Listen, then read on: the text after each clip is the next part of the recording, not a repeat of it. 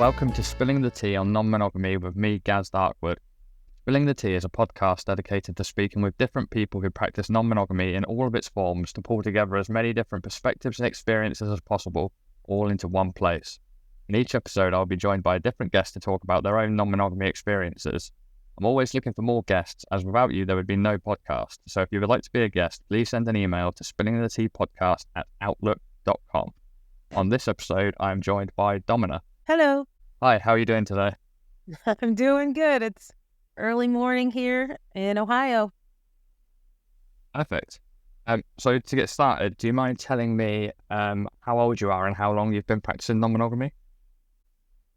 I am 54, and how long I've been practicing monogamy is probably the topic of this conversation because we were interested and looked into it, and we stuck our toe in, and we made mistakes, and then we pulled our toe out. So we've been talking about it for maybe a year and a half, and we tried it a couple months ago, and now we're regrouping and discussing. Okay, so very, very fresh then. So I assume that you just have one partner currently, and you're looking to essentially relationship. Yes. When I reached out to you, I told you we made mistakes and we could be a cautionary tale for other listeners to go, well, don't do that. So that's why we're here. No, yeah, exactly. And that's perfect because I think that's a good thing. The common mistakes that people can make when opening relationships, I think they're good things for people to be able to learn about. And it's not something that's necessarily spoken about that often. And quite often people actually prefer to hide their mistakes and not talk about them and are shameful of them. So I think it's quite important for people to be like, look, these are mistakes that I made, just so you know, these are things to look out for, so you try not to make the same mistakes. So I think it's all very helpful in the end. Well, I hope I can help someone. Definitely. So what's your let's start with what your main reasons for wanting to practice non-monogamy or for wanting to open your relationship. Is it because obviously there can be lots of different reasons. I mean, most of the people I've spoken to so far consider themselves polyamorous, which is more about having multiple emotional and deeper connections with people. But obviously you get some people who open their relationships specifically for sex only.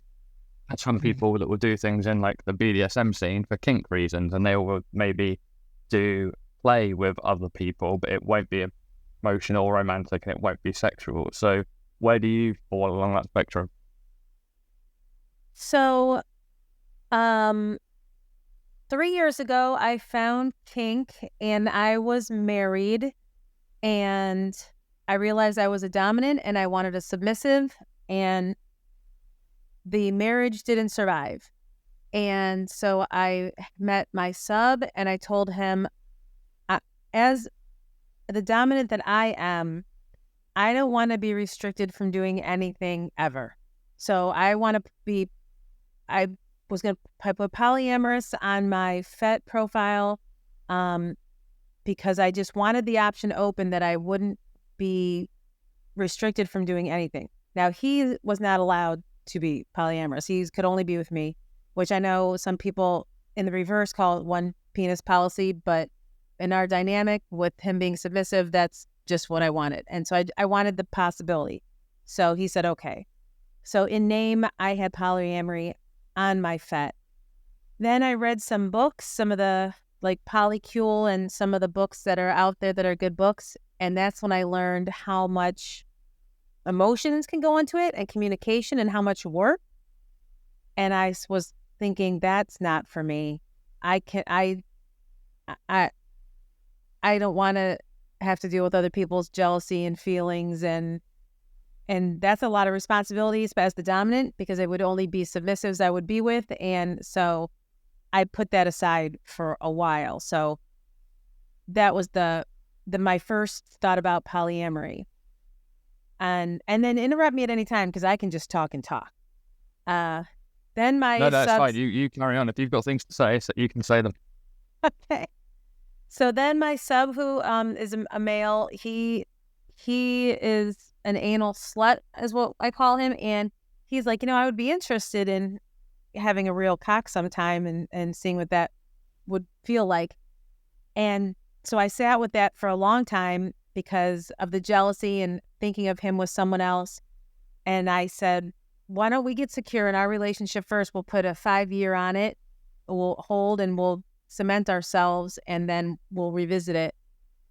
And so that was a different verse. So him wanting to experience a sexual, experience was different than what I'd read in the books. And so we sat with it for about a year. We moved in together, and then it started to get on my mind, and I started to talk to him about it. And we said, well, we would be open to it, but we wouldn't go looking for it. So that's where we were last year. And so then a couple months ago, well, actually, I'll say this. So about a year ago, then I went on a date. I saw a nice, handsome young male sub, and I went on a date and I talked to him, and then I tried to bring my sub into it. And I learned that's a mistake I made, because for us, we decided it would work better if we found someone together, not me finding someone and then I'm afraid I'm going to say the wrong thing here, but like going out and finding a new adorable kitten or bringing home a new baby. The one I had in the house is like, who's this? So that didn't work. Me going out to find someone that I like. So that situation didn't work. After one date, my sub was like, no, thank you. So then a few months ago, together we met someone at a munch, and together we were interested. And this would be the bigger mistake that we made, I guess. So this person was brand new. It was their first munch, and they were brand new. And we are new to polyamory or ethical non-monogamy, but at least we've been in the lifestyle 2 years together. We're still new, but not brand new. And they were really interested in what we had to offer. And so I set up a date because he was a sub. So I set up a date where he came over, he helped us move some furniture, and that involved a long car ride to a place and back where we talked in the car and we got to know each other. Then when we got back to the home, I had them both strip naked and clean the apartment, because that's what I'm into. I'm into service subs and service. And, I had my crop and I just kind of smacked them around, both of them a little bit, and, said things dominant women do. I see your butt, and teased them, and they scrubbed floors. It was wonderful to see two attractive men, one moving the chairs while the other one vacuumed. It was a sight I'll remember forever. It was a wonderful date. And then at the end, we went downstairs and I did a fisting scene with my sub, and this guy who was on a new date, he filmed it. So we didn't touch him or get intimate with him, but he was there for the intimacy and he did the video, and it was a really great date. We all liked it. We all had a good time. But while talking to this sub, while he was cleaning, he said, he'd be interested. I'm with my sub every other week. We spend every other weekend together. And he's like, yeah, I'd love to spend every other weekend with you guys. And this is the life I want to lead. And this is wonderful. And I started to think, oh, I'm not ready to incorporate someone full time every other weekend when that's the only time I have with my sub. And then I realized I'm not trying to bring a full-time partner. Like I had imagined I was kind of imagining with this guy, the three of us, a partnership. But then I realized I'm not ready for that. And I don't know if it was because it's a first date, and who jumps from a first date to I want to spend every minute with you guys, or if I just wasn't ready for that in general. So that really overwhelmed me. I had to sit with that expectation that he had. And then my sub talked to me after and he said, I don't think I'm ready to do this sexual act that I was really interested in. I was interested in the sexual act, but I wasn't realizing there was a person behind that cock that I would also have to deal with.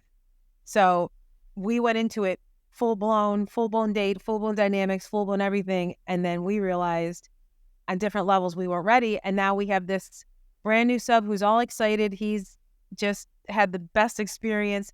You know, he had to go back home, so he's having some drop, and now we're like, thanks, but no thanks. So talking to him about it and letting him down and trying to support him through his drop and his feelings, which were so much more intense because it was his first date. It was his first time. And people were like, you should have done dynamics on your first date. And we were like, it was our first date. We didn't know. So we haven't dated or looked at anyone. We pulled way back since then and thought like, we don't know enough about what we're doing we're not trying to hurt other people. We didn't want to hurt him. He's a great guy. We didn't know what we didn't know until we knew it. So that's our story. Yeah, that's I mean, the best takeaway there, I think, is that you realise that okay, we've made mistakes and we need to stop what we're doing and reassess and maybe do things differently. One thing which is apparently quite common, especially in kink, but I think also in like non-monogamy and polyamory and swinging and whatever, is what's known as frenzy, which is when a person discovers a new thing exists that they didn't know about before, so they dive in head first and they want to go all in. And rather than taking the time, you know, people go, like, okay, I'm non-monogamous now, I can have sex with as many people as I want, so I'm going to go on a date with a different person every day of the week. But that's not sustainable, and anyone that's been non-monogamous for any amount of time knows that that's not sustainable. But this frenzy is this thing that people get. It's like an overexcitement, like now that there are all these possibilities, I want to act on all these possibilities. And I think, yeah, as like you say, listen, month, there's a very good chance that they were, you know, only just exploring kink for the first time, and maybe they were working under a bit of frenzy where they were like, okay, let's just dive in head first. Whereas more experienced people probably wouldn't have gone straight into like a play date right off the bat. Right. Where I don't know if the word is confused or. So when I met my sub, we met dynamic first and dynamic only, really. So my first date with my sub was dynamics. We went out to a restaurant and he had a set of rules and protocols that he followed, and we've been together like that ever since. And I got to know him over time. And I'm only looking for, if I was to look for someone else to add, I would only be looking for a sub. So to do a vanilla date or to get to know someone in a vanilla way feels backwards to me, because I don't care who you are as a vanilla person if you're not the sub I want. So in my mind, I want to get to know someone as dynamic first and then see if I like the person. And a lot of people are like, that's crazy. And I'm like, I hear you, but that's just where I'm at. And maybe because it worked the first time, I feel like that's how it works. But I would not want to get to know someone and like them, and then we don't match as dynamics. And then what was the point of all those vanilla dates? Yeah, I think it's very possible you were just incredibly lucky and just struck gold the first time. Maybe other people would go through lots of different potential partners or dynamics until they find the right person, and maybe you were just lucky and found the right person right off the bat. But yeah, I think it's very different with kink, and it depends on your intentions and what it is you're looking for. If you're looking for someone that you want to be able to sit and watch films with, or sit and share your stories about how your day's been or something, that's completely fine. But if that's not what you're actually looking for in a relationship and dynamic, and you're looking for specifically BDSM, so of course that's going to take priority. And I think it makes complete sense that you start with that, and then you get to know the person behind it as a secondary thing. Like, everyone's got their preferences of what it is, the top of their priority list of what they're looking for. It just so happens to be for you that you're looking for that BDSM dynamic. Right. Yeah. Yes. What you said. I'm looking for someone who fits my submissive and service needs, and then get to know them. And that's what I did. And I will tell you, since you said maybe I'm lucky and it worked out, we are pretty well known in our local scene. And we get that all the time, that people wish they had what we had, or they're trying to find what we have, or we seem so perfect together, called like lightning in a bottle. So because it's the only one I've ever known, like, oh, this is all you do is this. It's easy because it was so easy. But, people are always telling us how fortunate we are and what a good match we are. So I guess it's not that easy for everyone. And hopefully I never have to find out. Yeah, and definitely, and in a way, you may have been spoiled a bit with that, and now you're realizing that it's not always that easy with every person, and maybe it's going to be more work with other people, and then you also have to balance whether or not you think it's worth putting in that work or that effort of trying to find new people. If it's not going to be as easy as it was with the first person, is it even worth still trying to find other people, or do you just say, okay, no, this is too much effort, it's too much hard work, I'm just going to stop and just stick with what I've got now? And I will say, since I'm talking about mistakes being made, another mistake I made is I spent time talking with my submissive about things I had read, and I said, and mistakes we might make, things that might happen. Like I remember saying, I had read, like one partner had thought like, well, this is our special flogger and we only use it together. And then that dominant used it on someone else. And the submissive was like, well, that was our special thing. Why did you use that on someone else? And the dominant was like, I didn't know. I didn't know that was our special thing. So I would talk to my submissive about these things I had read and that we were going to make mistakes and we had to work through it together and communicate and talk and not let these things tear us apart. But I never had those conversations with the new person. I only had the conversation with my sub and how we were going to not let this new adventure tear us apart. But I didn't have those conversations with the third person. And I hadn't considered the third person as someone we would care about, a specific guy. I thought, oh, I can see where this person would be a part of our lives. And then at that point, I should have said, hey, we've never done this. Here are some mistakes we might make. We should all, and I'd never had those conversations with that person. I only had it with my sub. So that if we're making a list, if people are taking notes of mistakes not to make, there's another one. I had the heart-to-heart conversations with one half of the two, but not the other half. Yeah, that's one of the things that, anyone who's listened to this podcast previously is going to be very aware of, that I always talk about, and most people that I talk with mention as well, is that the most important thing when exploring non-monogamy is communication, and that communication in every direction. So that's not only, so like you say, in that scenario where a dominant used a flogger and the submissive thought it was their special flogger just for the two of them, the dominant's gone, well, it's my flogger, I can use it on whoever I want. Like, in that situation, no one is really in the wrong, because both of them people kind of, what the way their own perspectives of it makes sense to them, and they're not saying anything wrong. The only problem there is the lack of communication. Both of them have just assumed something without actually talking to the other person. So, in that sense, maybe the submissive should have said to the dominant, look, if you're going to do things with other people, that's fine, but this one particular toy, can that be just for us? So that's a special thing for us. And but adversely, the dominant could say to the submissive, look, this is my flogger. It's not ours. It's not special for the two of us. It's mine, and I'm going to use it on whoever I want to. And then both by communicating their own views, they can come to an agreement with that. But without having the communication in the first place, that's how these kind of situations can arise. Right. So I knew that on some level because I had those conversations with myself. We went through the toys and we talked about activities. I just didn't have it with everyone, just my submissive.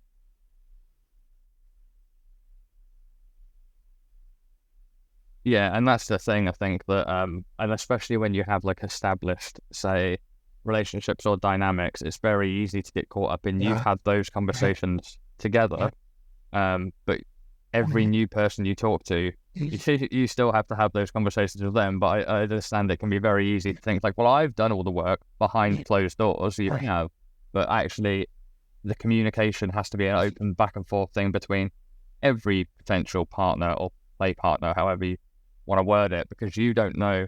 And on one thing is, you don't know what their experience is. And so, say, for instance, this person that you brought in, it'd be very easy to assume that they've said that they're looking for this specific thing, and you assume they've done all the work on themselves, and they've communicated with people, and they've thought about what it is they are capable of and they're not capable of, what it is they're interested in, what they're not interested in. You're just you assume that they've done all the work themselves and they know, and then when it turns out that that all of a sudden they're then angling for wanting to spend time with you every other week, like, well, that was never negotiated. Where did that come from? You're assuming that you're all on the same page, where it's going to be just a casual thing. This is just a one-off, and we'll see how it goes. And now they're suddenly thinking, oh, this is going to become a regular thing. And that's one of those things where the communication kind of needs to be there from the get-go to establish all of these boundaries and expectations. So we know now for the future, we're not closed off to opening up ethical non-monogamy, but we're not actively seeking it because, like you said, it's a lot of work, and I guess it'd have to be someone pretty special. And now we know more of what we're looking for. Like, I guess I was saying I think we're looking for what they call a unicorn, but someone told me a male is not a unicorn, it's something else, a minotaur, so I don't know. But we're looking for one. I think the idea of a unicorn is generally it's a male-female couple where the female is bisexual, so therefore both members of the couple are interested in women, so they want to add a woman to their relationship, or even if it's just for sex or if it's for intimacy or whatever. And the idea that the reason they're called unicorns is because odds are there is not a woman out there, like, they don't exist. Right. Woman who wants to come and join a couple but be just a third party and not be fully involved and not be able to have one-on-one time with either one of the members of the couple. It's only when all three are playing together, although the couple still get their own relationship. So the idea of unicorn hunting is based around the fact that you're looking for something that doesn't fucking exist. And I think that it's very possible that it is different with men, because there are a lot of men out there who just want to have sex with anyone. They don't fucking care. So I think it's not necessarily called unicorn hunting when it's a couple looking for a man, because generally there are a lot of single men out there who can't wait to join a couple. So I don't know exactly what the terminology is around that, but from what I understand, that's where it comes from. Like the female version doesn't exist, and the male version absolutely does. Someone has said that they think I have a better chance, than a unicorn hunter because of that, because of the man, and because there's a lot of men who feel like they're submissive men, but really they just want to do the kinky thing. So, and this is kind of that. What I would enjoy eventually would be the day we had, and I forgot at the end of the day, I forgot to mention, I took them both to dinner where I exerted my dominance there. I paid, I ordered, I spoke for them. They both had, they both knew the protocols of what was involved with dinner too. And to me, that was the perfect time. The guy over here, naked, cleaning the house together, taking him out. I was showing him off. I could imagine like taking him to the dungeon, having them both on a leash, showing him off. But maybe I was telling my sub, maybe once a season, once a quarter, not. Plus, we're in our 50s, like we're not trying to party hard every other weekend, like. So that's kind of where we're at. But then to find someone who we are both compatible with, personality wise, to find someone that those two would be sexually attracted enough to each other to be able to do, because he's the one that wants the sexual component, not me. Someone who's willing to only participate once every couple months, and do the house cleaning too, is a tall order, but maybe not quite as tall as a unicorn, but pretty tall. So we'll see. Yeah, I'd say it probably is. I think one thing with because I class myself as polyamorous, and I know a lot of polyamorous people. I've talked to a lot of polyamorous people, and I think when you're looking for, if it's just, say, I don't know, let's say a monogamous person, or and they're kinky and they're looking for this sort of dynamic, like you said this person may have been. I think with polyamory, you kind of learn to value each kind of connection on its own level. So, like, you know, you can have partners that you only see every couple of months, or you may hook up with every now and then, once or twice a year, or you may see just for specific reasons, like someone that actually you don't hang out, you don't even have sex, but maybe you have a kink dynamic or something like that. So I think within that, that's where I think a polyamorous person, you're more likely to find that they will go like, oh yeah, I'm up for joining and coming and doing this thing together with you this one time, and then maybe we can do it again in future. Whereas I think when it's like a monogamous person, they tend to want that consistency. Yeah. Like, now that I've done it once, I want to do it again. When are we next going to do it? When are we next going to do it? Whereas a polyamorous person's more likely to be like, oh yeah, that'd be cool to do that again at some point in the future. Should we think about that sometime, maybe, sometime in the future? And that's it. And then if it happens, it happens. If it doesn't, it doesn't. Like, doesn't change anything. There's no resentment there between anyone of like, oh, well, we never did this again. Like, so what? We did it once and it was really fun. Or if you do end up doing it again in 6 months' time, I'm sure it'll be fun again. But there's no like expectation of this is now going to become a regular thing, and this is suddenly really important. Now that you say that, he said at the munch where we met him that he was looking for, I think he said, like a monogamous long-term relationship with a person or a couple. And I guess I didn't process what that meant. And like I say all the time on FET, you can't just go by labels anyway. Like we should have defined what that meant for him and what that meant to me. I just was like, this guy's really cute. Let's get this going. Like I didn't focus in on the fact that he said that and what that might have meant. I didn't even think about it until you just mentioned it. But that makes a lot of sense. Where a polyamorous person would be like, well, I got other stuff, things in the fryer. I'm not putting all my eggs in this basket, where a monogamous person would be. Especially, I mean, if he had this dream date, of course he wanted it to happen again. So I feel guilty, but I can only do what I can do. But I do feel guilty. But I see where I should have focused in on that. When he said that, I should have honed in on that.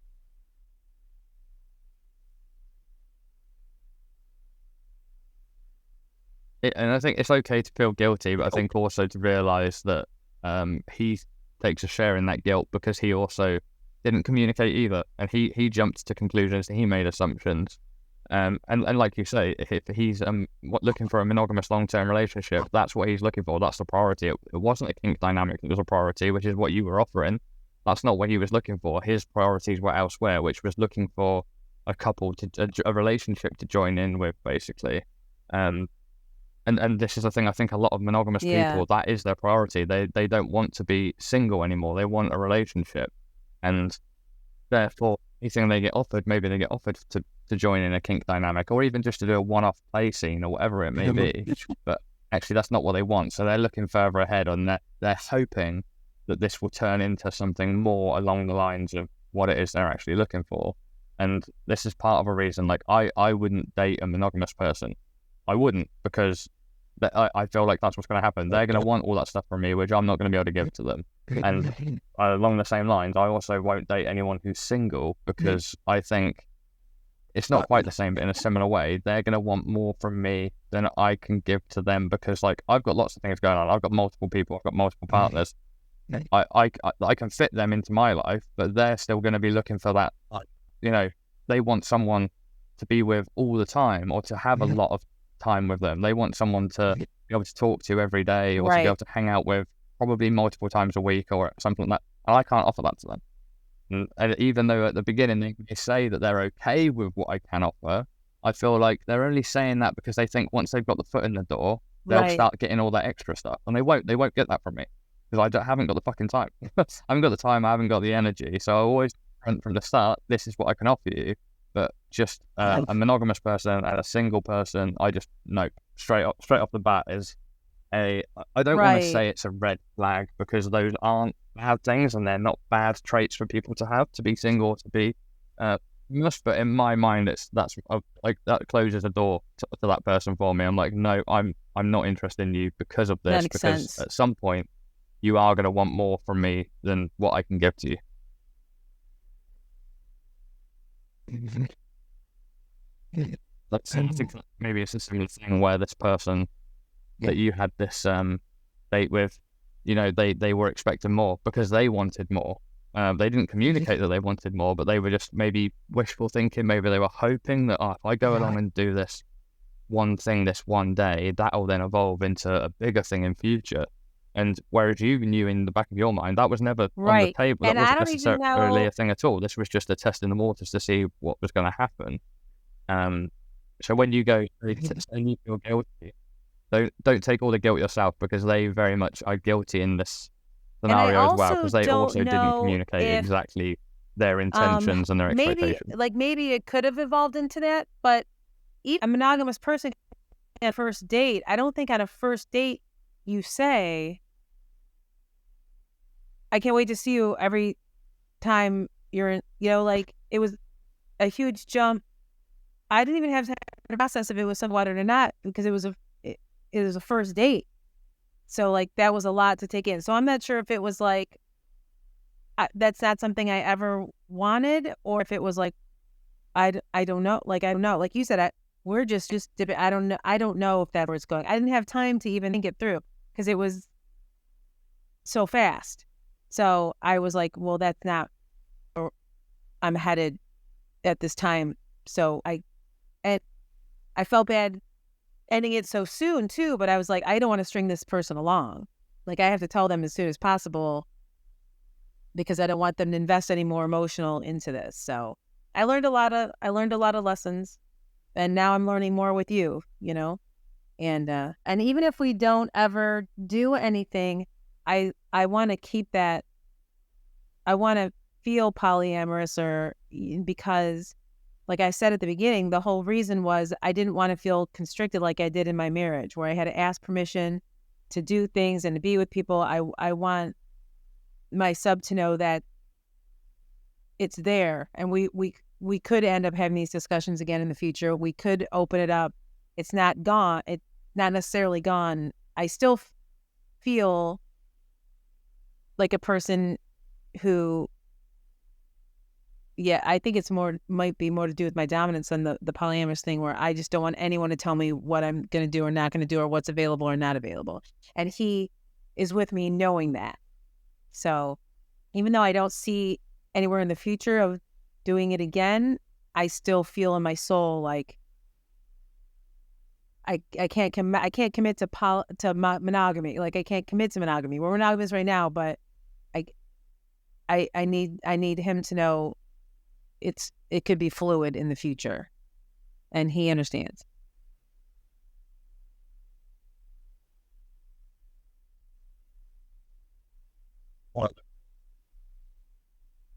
Yeah, and I think that is one of the core things about like polyamory or non-monogamy, for me at least, is and I know other people that I've spoken to on the podcast have said the same thing. A word which comes up a lot is freedom, and mainly that's based around the freedom to kind of be able, anything is a possibility with any person. So even though you're already in a relationship, if someone else comes along, you could potentially start something with them. It could be potentially a relationship. It could be a kink dynamic. I do want the freedom to do those, like, for sure, scenes with other people, and that kind of stuff, for sure. So that is there. I do scene with other people sometimes.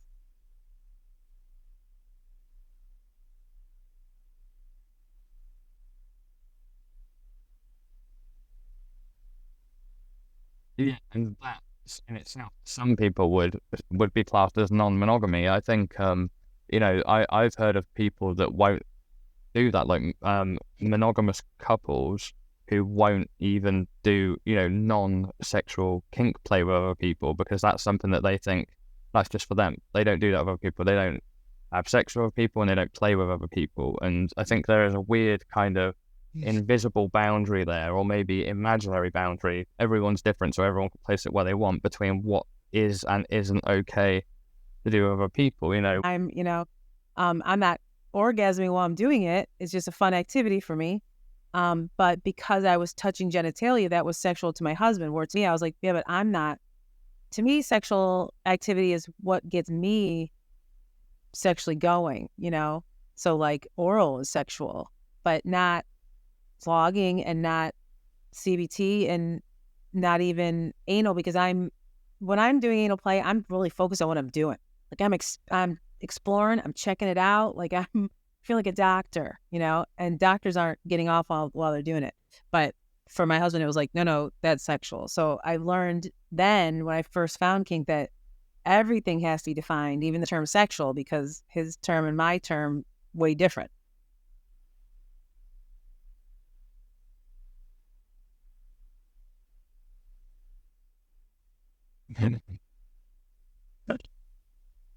Yeah, definitely. And I think that is a very blurred line. Like, I completely understand how some people can think, well, if there's any physical touching of genitals involved, then it's sexual. I understand where that idea comes from, and I understand why people could be uncomfortable with that. And I mean, that does come from the whole monogamous programming that we all go through from birth, where we're basically told that you only have one partner and you only touch their genitals and no one else's. They only touch yours and no one else's. So I can understand why someone would think that way. But again, this is the whole thing with non-monogamy, that anything can be possible, but I do just kind of find it a little bit strange where it's, with some kink that isn't sexual and doesn't involve genitalia. It could be just spanking or caning on the back of the legs or something, where people will say no, you can't do that with someone else, you only do that with me within a relationship. And that's where I think it's weird. Like, where is this line between what is and isn't okay in a monogamous relationship? And I guess all relationships are different, but like, why is okay, say spanking on the arse isn't allowed because that's touching someone in a more intimate area on the arse, okay, but spanking on the back of the legs is okay. Is it or isn't it? In all of kink, communication is usually the way to go. It's just that you never realize how many layers of communication there are, and knowing what you want and figuring out what you want so that you can tell people clearly what it is you're looking for so they can make an informed choice. I think that's all my mistakes so far, but I'm sure, I'm always making more.